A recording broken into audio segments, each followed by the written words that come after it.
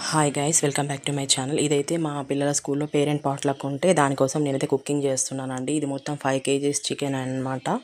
So అందరు వేరే వేరే వాళ్ళు వేరే వేరే ఐటమ్స్ తీసుకొస్తున్నారు పేరెంట్స్ అని. నేనైతే చికెన్ అయితే తీసుకెళ్ళానండి.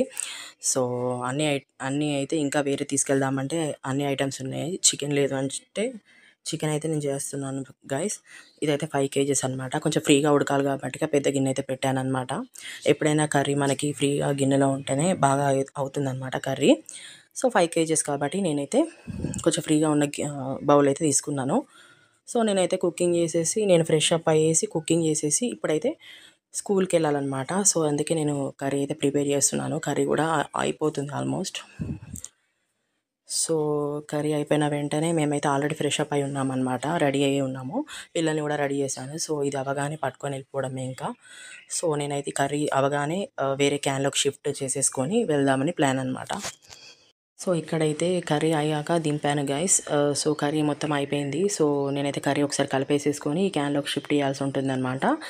సో ఇందులోకైతే నేను షిఫ్ట్ చేసేసుకుంటాను. షిఫ్ట్ చేసేటప్పుడు కూడా వీడియో క్లిప్ అయితే తీశాను. సో ఇక్కడైతే షిఫ్ట్ చేసేసాను అనమాట. సో చూడండి, ఇదైతే మొత్తం కర్రీ అయితే క్యాన్లోకి షిఫ్ట్ చేసేసాను. చూడండి మా పిల్లలైతే అసలు ఎంత చెత్త చెత్త చేశారు ఇల్లంతా. మళ్ళీ ఊడ్చుకొని అయితే సో ఇక్కడైతే నేనైతే కర్రీ మొత్తం ప్రిపేర్ అయిందండి. సో నేను ఇక్కడ అంతా కర్రీ కలిపేసేసుకొని క్యాన్ అయితే తీసేసుకొని క్యాన్లో ఫిలప్ చేద్దామని చూస్తున్నాను. సో ఇక్కడ క్యాన్లో అయితే వేసేస్తున్నాను కర్రీ మొత్తం కూడా. సో చాలా కర్రీ 5 కేజెస్ కర్రీ కదా. సో గరిటెతో వేసాను. సో లాస్ట్ అయితే అవ్వక నేను మొత్తం గిన్నెతో షిఫ్ట్ చేసేసాను. స్మాల్ క్లిప్ అయితే తీసాను.